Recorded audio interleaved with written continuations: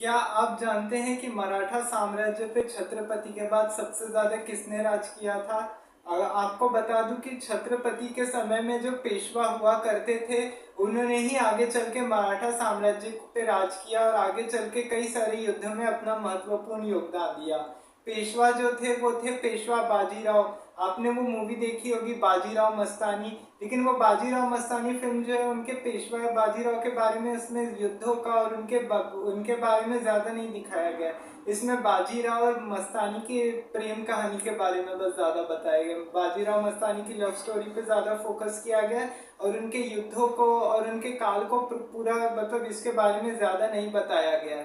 तो आज मैं आपको बताऊंगा पेशवा बाजीराव के बारे में कि कौन थे पेशवा बाजीराव, उन्होंने आगे चल के कैसे मराठा साम्राज्य को आगे बढ़ाया, कई सारे युद्ध लड़े, चाहे वो हैदराबाद के निज़ाम से हो, चाहे वो गुजरात हो, चाहे वो बुंदेलखंड हो, फिर उसके बाद दिल्ली हो। कई जगहों पे उन्होंने कई सारी संधियां भी की, जैसे वारणा की संधि और उसके बाद शिवखंड की संधि, जैसे अलग अलग तरीके की संधियां की। और फिर उसके बाद उन्होंने और उसके बाद देखिए उन्होंने कैसे मराठा साम्राज्य को आगे बढ़ाया।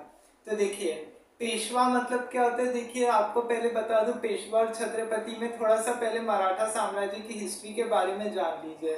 तो देखिए मराठा साम्राज्य आप सभी जानते हैं कि छत्रपति शिवाजी ने इसकी स्थापना की थी, शिवाजी भोसले ने, जिनको आगे चल के छत्रपति का टाइटल मिला।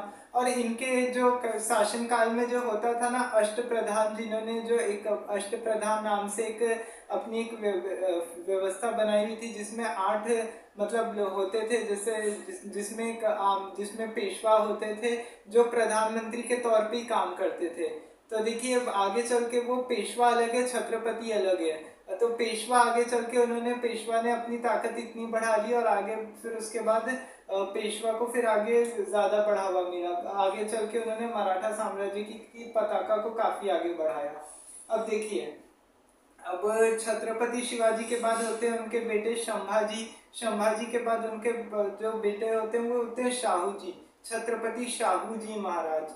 तो अब उसके बाद क्या होता है कि छत्रपति शिवाजी महाराज जब छत्रपति शिवाजी महाराज के बाद जब शाहू महाराज होते हैं, शाहू महाराज के बाद फिर आगे 1700 से आगे चल के पेशवा का राज शुरू होता है। पेशवा का राज चलता है 1720 से 1740 ईस्वी तक। तो चलिए अब जानते हैं अपन अपने पेशवा बाजीराव के बारे में। अब देखिए यहाँ पे पहले थोड़ा सा ये भी बता दूं कि जैसे छत्रपति और पेशवा में फर्क ही है। जैसे अपने यहाँ कैसे राष्ट्रपति के पास सबसे ज्यादा ताकत होती है लेकिन प्रधानमंत्री सबसे आगे होता है, तो वैसे ही इसमें भी यही था। छत्रपति मतलब पेशवा के पास सबसे ज्यादा ताकत थी और आगे चल के पेशवा ने अपने आप को बढ़ा लिया था। फिर उसके बाद फिर उसके बाद पेशवा ही आगे चल के राजा बन गए। अब देखिए उसके बाद क्या हुआ था, देखिए पेशवा बाजीराव जो थे, इनका जन्म जो है वो 20 अगस्त सन 1700 ईस्वी को हुआ था। इनका जो बचपन था काफी मुश्किलों से बीता और उसके बाद उन्होंने काफी चीजें सीखी, युद्ध कला की शिक्षा ली। उसके बाद फिर आगे चल के कई सारी चीजें की और उसके बाद वो भी देख रहे थे कि आगे चल के मराठा साम्राज्य में क्या हो रहा है। मराठा साम्राज्य एक तरह से पतन की ओर की कगार पे आ गया था। अब देखिए आप देखिए उसके बाद क्या हुआ कि जब शिवाजी के जाने के बाद उनके बेटे संभाजी ने है ना औरंगजेब से काफी ज्यादा लड़ाई लड़ी थी। औरंगजेब औरंगजेब ने क्या किया था, बाद में संभाजी को मार डाला था। और उसके बाद क्या हुआ था, संभाजी को मार डालने के बाद उनके बेटे और उनकी उनकी पत्नी को दोनों को बंदी बना के कैद करके रख लिया था और ये लोग 1707 तक कैद रहे थे। फिर उसके बाद क्या हुआ था कि शिवाजी के जो उनके छोटे बेटे थे राजा राम काफी उस समय छोटे थे, तो उनकी जो वाइफ थी ताराबाई, वो है ना उस समय राजगद्दी देख रही थी। तो उस समय क्या हुआ था कि दोनों के बीच में आपसी कलह भी हो गई थी। अब इसी के बाद क्या हुआ था कि अब देखिए उसके बाद उन्होंने मुगलों पे अपनी पैठ जमानी शुरू की धीरे धीरे करके। अब देखिए उसके बाद क्या हुआ, जब उन्होंने मुगलों पे अपनी पैठ जमानी शुरू की। और देखिए आपको एक और बात बता दूं, आप सभी जानते हैं कि 1707 ईस्वी के बाद क्या हुआ था कि मुगल साम्राज्य का तो पतन होना शुरू ही हो गया था। अब जब इधर मुगल साम्राज्य का पतन हुआ तो उसके धीरे धीरे शुरू हुआ, तो इसमें मराठों ने भी अपने योगदान दिया। पेशवा बाजीराव जानते थे कि अगर वो अब उस समय क्या हुआ था कि मोहम्मद शाह रंगीला को उस समय राजा बना दिया गया था। देखिए मोहम्मद शाह रंगीला जब उसके बाद जब राजा बना था ना औरंगजेब के बाद, वो है ना काफी रंगीला किस्म का था, मतलब उसको शराब पीने का या अय्याशी करने का ये सारी चीजों का बहुत शौक रहता था।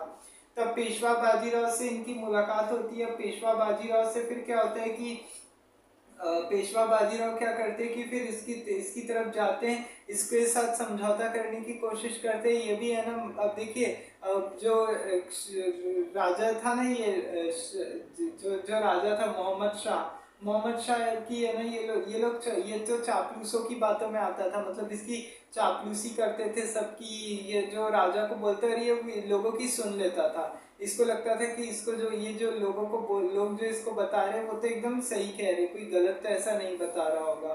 तो फिर उसके बाद क्या हुआ होता था कि ये सब होता था, और उसके बाद फिर धीरे धीरे अब दोनों के बीच में एक और युद्ध शुरू हो जाता है। अब जब युद्ध शुरू हो जाता है तो फिर उसके बाद क्या होता है, पहले तो संधि होती है, समझौता करने की बात होती है, लेकिन वो नहीं मानता है मोहम्मद शाह और उनकी आर्मी के बीच में लड़ाई होती है। पेशवा बाजीराव इसमें अपना बहुत अच्छे से अपना रोल निभाते हैं, बहुत अच्छे से इसमें वो अपना रोल प्ले करते हैं। लेकिन वो भी क्या, लड़ते लड़ते उनकी आर्मी भी मतलब उनको हरा देती है मुगलों को, एक तरह से पूरी मुगलों की सेना हार जाती है। उन्होंने गुरिल्ला युद्ध नीति को भी अपनाया। फिर उसके बाद एक संधि साइन की जाती है, उसमें है ना संधि, एक ट्रीटी होती है। उसके बाद एक ट्रीटी साइन होती है दोनों के बीच में। ट्रीटी साइन करने के बाद क्या होता है कि इसमें बोला जाता है कि जो मोहम्मद शाह है इसको चौथ का आधा जो टैक्स का हिस्सा है वो देना पड़ेगा, और कुछ शर्तों के साथ है ना इसको छोड़ दिया जाता है। कई सारी संधि साइन की जाती है। फिर उसके बाद क्या होता है, वारणा की एक और संधि की जाती है। वारणा एक नदी है, नदी के उसके तहत वहां पर एक संधि की जाती है मुगलों के साथ में, जिसमें मराठा साम्राज्य को अपने राज्य का आधा हिस्सा देना पड़ता है, क्योंकि कुछ चीजें देनी पड़ती है, टैक्स वैक्स जो थोड़ा बहुत होता है वो उनको थोड़ा देना पड़ता है, ये सारी चीजें रहती है। फिर उसके बाद क्या होता है कि फिर वो जाते हैं यहाँ से हैदराबाद के पास। हैदराबाद में जो निज़ाम थे उस समय, हैदराबाद भी अलग थी। एक्चुअली क्या हुआ था कि अब जब उस समय मुगल साम्राज्य के बाद अब धीरे धीरे अब जब खत्म होने लग गया था ना औरंगजेब के मरने के बाद, तो औरंगजेब के मरने के बाद जब मुगल साम्राज्य खत्म हुआ तो उसके बाद हो रहा था, तो इसके बाद धीरे धीरे जो रियासतें थी, छोटी मोटी रियासतें, वो आज़ाद होने लग गई थी ना, जैसे हैदराबाद, भरतपुर, पुणे, जितनी भी जगह जब जो छोटी मोटी रियासतें थी सब आज़ादी लेने लग गए थे और अपने अपने हिसाब से सब राज कर रहे थे। तो उसके बाद क्या हुआ कि यहाँ से ये जाता है हैदराबाद। हैदराबाद में जाने के बाद क्या होता है, वहाँ पे के जो नवाब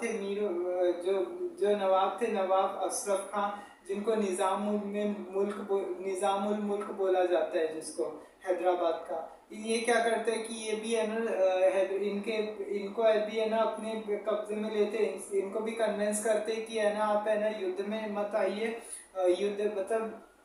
युद्ध में आइए, और उसके बाद क्या, मतलब युद्ध नहीं करते हैं अपन, ट्रीटी साइन करेंगे, आपकी और हमारी बातचीत होगी। लेकिन अब यहाँ पे क्या होता है कि वो निज़ाम तो ऐसे था कि है ना वो नहीं मानता है, वो बोलता है कि नहीं अब हम आज़ाद हो गए हैं, तो अब आज़ादी के सिवाय तो देखिए अब हम उसके बाद तो देखिए कुछ मानने वाले हैं नहीं।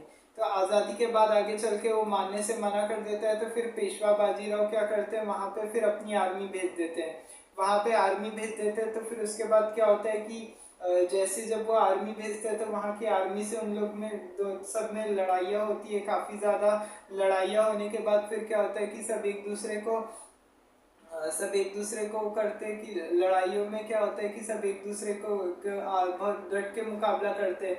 यहाँ पेशवा ने क्या किया होता है, गुरिल्ला युद्ध नीति को भी अपनाया होता है पहले से ही, जो शिवाजी के समय में चलती आ रही थी। तो उसके बाद क्या होता है कि फिर वहाँ पे फिर लड़ाई होती है, हैदराबाद को भी हार जाता है। हैदराबाद के जो लेकिन नवाब है उनको है ना उनकी उनकी जो जितनी संपत्ति है उनका कुछ नहीं किया जाता है, मतलब उनको वापस दे दी जाती है, उनको स्वायत्तता दी जाती है। वो बोल देते हैं कि नहीं हम अलग स्वतंत्र राज्य हैं, हम आपके राज्य के अधीन नहीं होंगे। तो हैदराबाद ऐसे करके अलग रहता है।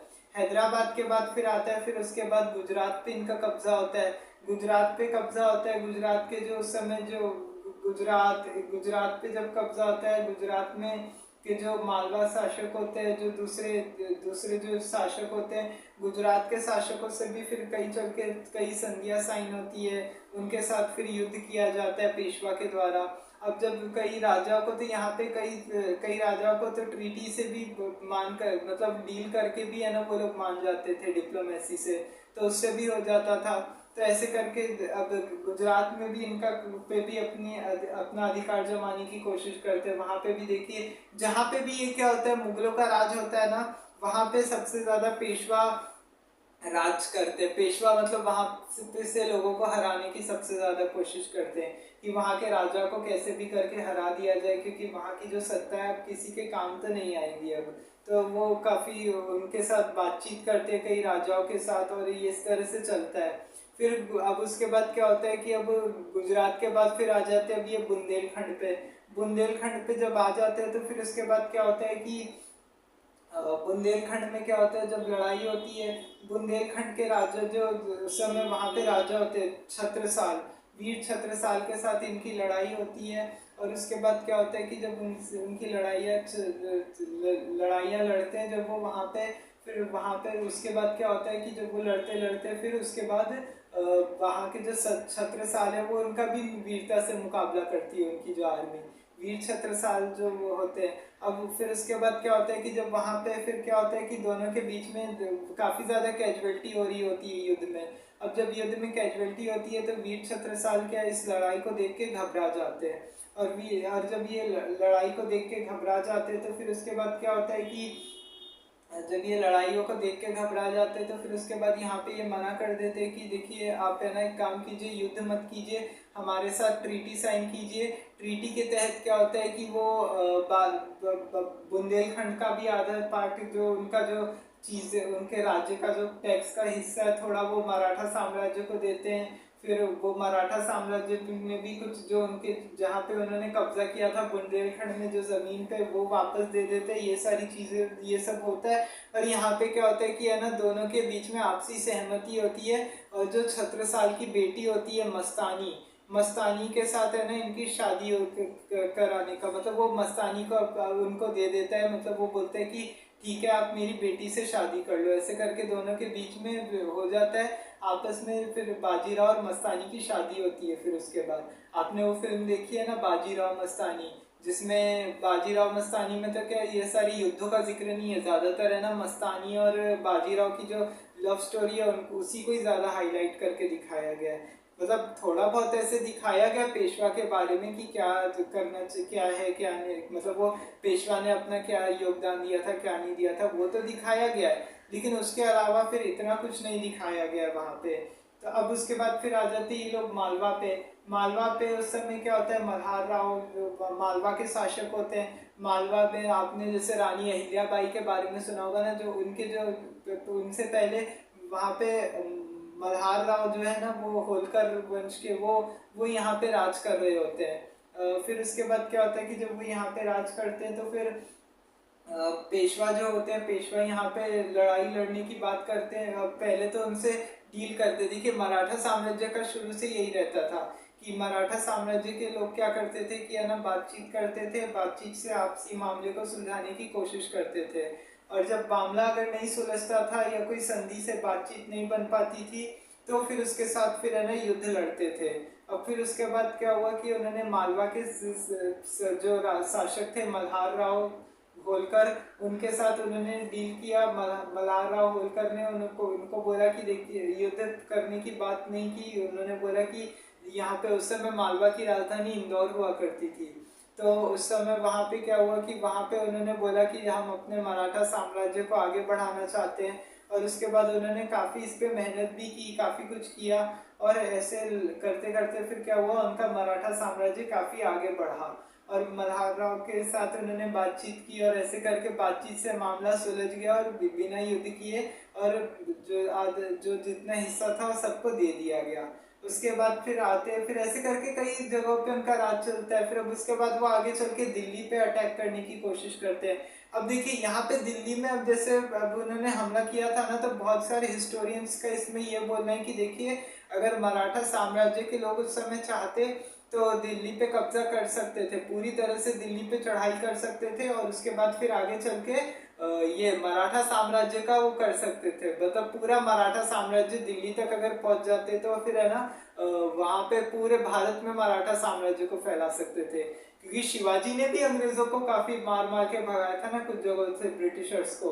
अब फिर उसके बाद लेकिन ब्रिटिशर्स के साथ वो इतना नहीं कर पाए थे शिवाजी। तो अब उसके बाद क्या हुआ कि उन्होंने आगे चल के काफी कुछ किया, उन्होंने दिल्ली पे हमला किया। दिल्ली पे जो उस समय उनको पता था कि ना वो दिल्ली जाएंगे तो यहाँ से उनको पहले मथुरा जाना पड़ेगा, मथुरा जाने के बाद ही फिर वो आगे चल के दिल्ली पहुंच पाएंगे। तो फिर उसके बाद क्या हुआ कि आगे उन्होंने दिल्ली पहुंचे, आगे फिर वो दिल्ली पहुंचे, दिल्ली मथुरा गए, मथुरा से दिल्ली होते हुए दिल्ली गए। दिल्ली में फिर उन्होंने अपनी पूरी आर्मी के साथ कैजुअलिटी मतलब काफी ज्यादा लड़ाई लड़ी। वहां का जो दिल्ली का उस समय शासक था बख्त खां, वो जो बख्त खां जो उस समय शासक था, वो अपनी आर्मी लेके पहुंच रहा था। आर्मी लेके जब पहुंच रहा था, लेकिन यहाँ पे उन्होंने क्या किया कि अगर अब उसके बाद क्या हुआ था कि यहाँ पे जब ये सारी चीजें हो रही थी तो उसके बाद क्या हुआ कि तीन दिन उन्होंने दिल्ली को अपने कंट्रोल में रखा और फिर उसके बाद करते करते छोड़ दिया फिर उसके बाद दिल्ली को, क्योंकि उनको पता था कि यहाँ पे वो ज्यादा लड़ नहीं पाएंगे। अब देखिए बहुत सारे लोगों का, बहुत सारे हिस्टोरियंस का इस बात पे काफी ज्यादा मतभेद है कि उन्होंने दिल्ली पे कब्जा क्यों नहीं किया, क्योंकि बहुत सारे हिस्टोरियंस का बोलना है कि अगर अगर दिल्ली पे कब्जा कर लेते तो आज का इतिहास कुछ और होता, हो सकता है कि अंग्रेजों को भी ये भगा देते, क्योंकि पेशवा का, मराठा का सभी जितने भी राजा हुए मराठा साम्राज्य में, सबका यही मानना था कि अब कुछ भी करके है ना अंग्रेजों का या मुगलों का शासन हटाओ और यहाँ पे हिंदवी स्वराज का मतलब जो रूल है, जो हिंदुओं का रूल है यहाँ पे, इसको है ना उसको है ना यहाँ पे स्टैब्लिश करना चाहते थे वो। तो उन्होंने क्या किया, इसमें काफी ज्यादा मेहनत भी की और इसके बाद क्या हुआ कि जब ऐसे करते करते दिल्ली पे, अब देखिए उस समय क्या हुआ था ना, ताराबाई और इनको लेके भी काफी ज्यादा मतभेद हुआ था इन लोग में। ताराबाई जो उस समय राजा राम की बीवी थी, जब राजा राम छोटे थे तो वो है ना सबसे ज्यादा शासन कर रही थी। तो इसमें क्या हुआ था कि पेशवा को ज्यादा इम्पोर्टेंस नहीं मिल पा रही थी। तो इसमें तो बहुत सारे हिस्टोरियंस है ना ताराबाई को भी है ना बहुत क्रिटिसाइज करते हैं इस बात के लिए। देखिए अब लेकिन वो तो देखिए आगे जब इसके बारे में काफी ज्यादा चीजें पता चलेगी, रिसर्च होगी तब पता चलेगी। तो ऐसे करके उन्होंने कई सारे राजाओं को जीता। उन्होंने घुड़सवारी में भी काफी ज्यादा तेज थे पेशवा, आपको बता दूं। घुड़सवारी करना, अस्त्र शस्त्र चलाना, ये सब उनको बहुत अच्छे से आता था।